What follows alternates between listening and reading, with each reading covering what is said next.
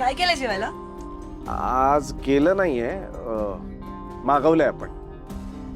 हॉटेलमधून? नाही बाळा, पोळी भाजी केंद्रातून मागवली आपण. पण तुला सांगतो हे जेवण सुद्धा खूप छान लागतं. काय हवी, बरोबर ना? एकदम मस्त, खूप भारी. ये ना, बस ये. बस बस. मी आलेच. हे तर ये. तुम्ही नाही जेवणार? जेवणार ना, तू सुरू कर.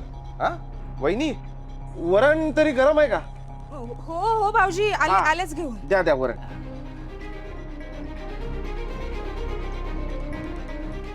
किती बोर जेवण आहे. अरे प्रथम बाळा, हे बघ, अन्नाला नावं नाही ठेवायची. हा, जेव जेव जेव, चल. काका खरंच खूप बोर जेवण आहे. बाबा, आपण हॉटेलमधून काही मागवायचं का? नाही, आपण जरा पैशाची तंगी चालू आहे ना, हॉटेलमधून कसं नाही. हे बघ, हे पण चांगलं आहे. हा, सगळे ऍडजस्ट करतायत ना, तू पण थोडंसं कर ना ऍडजस्ट. नाही बाबा, मी चाललो आजोबांकडे.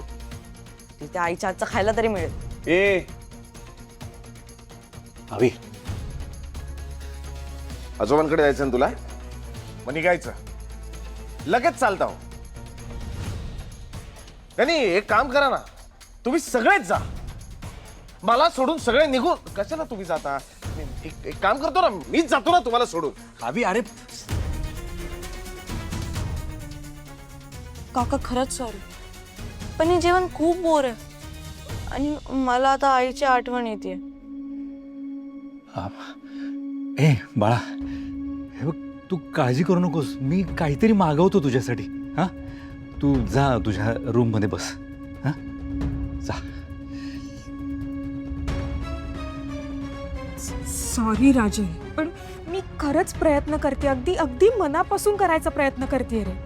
पण मला नाही जमते अनुसारखं करायला. तू आधीपासून थोडं का होईना जर करत असतीस ना सीमा, तर आत्ता ही वेळ आली नसती. असो, तुला दोष देण्यात काही अर्थ नाहीये.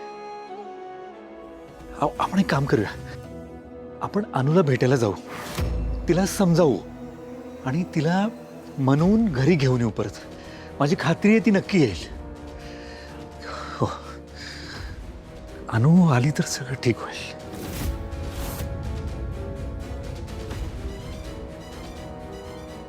तू नको टेन्शन घेऊ सीमा, येईल अनु.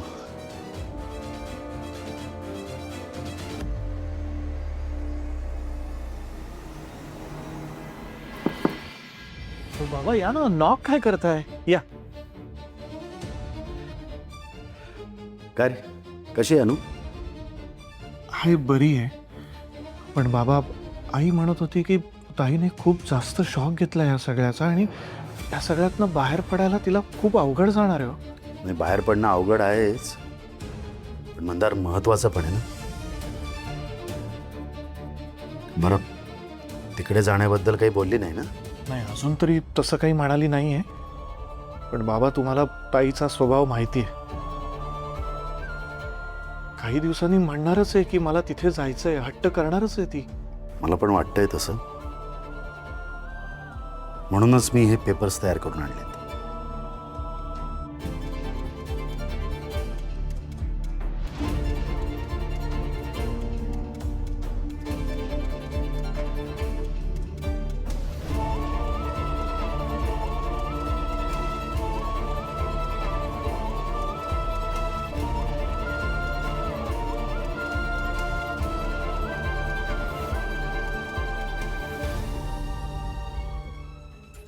कसले पेपर्स आणलेत बाबांनी? त्या मीरा रोडच्या फ्लॅटचे तर नाहीत ना? दिव्या, तुला शोधून काढायला जाऊ कसले पेपर्स आहेत ते. फाईल नीट जपून ठेव. हो बाबा, आपण उद्याच ताईच्या सह्या घेऊया याच्यावर. हो. मी ठेवतो फाईल.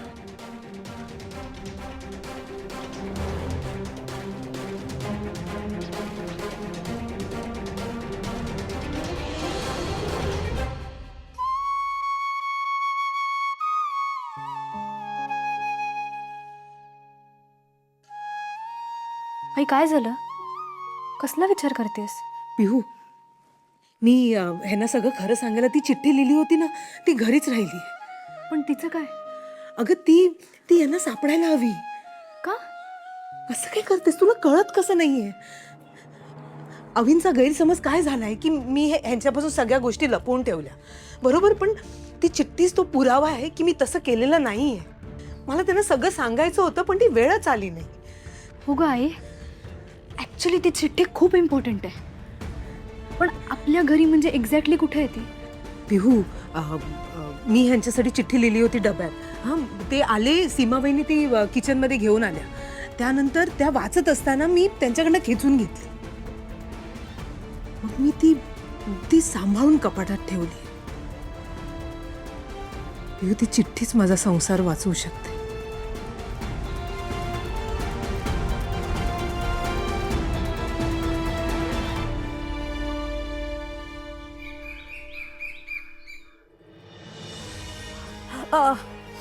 अगं आई, सावकाश सावकाश सावकाश. कशाला बाहेर आलीस तू? हा, अगं चालवत नाहीये तुला. इथे बस. काय बरं वाटतंय का तुला आता, का त्रासच होतोय? नाही, थोडं बरं वाटतंय रे. हे बघ, सीमा वहिनीशी मी बोललोय. हा, स्वयंपाकासाठी बाई बघतायत त्या.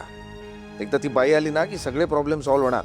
हा, अरे नाही रे, त्याच्यामुळे नाही झालं हे. मी औषधं घेतली नाही ना म्हणून. का नाही घेतली औषधं? त्या औषधामुळे सगळं व्यवस्थित आहे एवढं कळत नाही का आई तुला? वेळच्या वेळी औषध घेणं एवढं तरी कर ना बाई. आहे ओरडू नकोस रे. ती औषधं सगळी आणू द्यायची ना रे. माझ्या काही लक्षात राहत नाही म्हणून माझी तब्येत बिघडली. मी काय म्हणते अवी, तुझी चूक झाली. तू एवढ्या तडकाफडकी निर्णय घ्यायला नको होता रे. तू म्हणतेस? हो, मी म्हणते. अनु कशी असली ना तरी ती होती ना, ते घराला घर पण होतं रे. मायेनं हात फिरवल्यासारखे घर वाटायचं. आता बघ काय अवस्था झाली या घराची. साधा देवासमोर कोणी दिवा पण लावत नाही. ती होती तेव्हा सगळं कसं चकाचक होतं रे. ही सीमा, तिला तर घर पण नकोच आहे, काही कामाची नाही ती. तू, रेवती, राजन कामाला जातात. मी एकटी कुठे कुठे काय काय करू, काय बघू, कुठे लक्ष देऊ?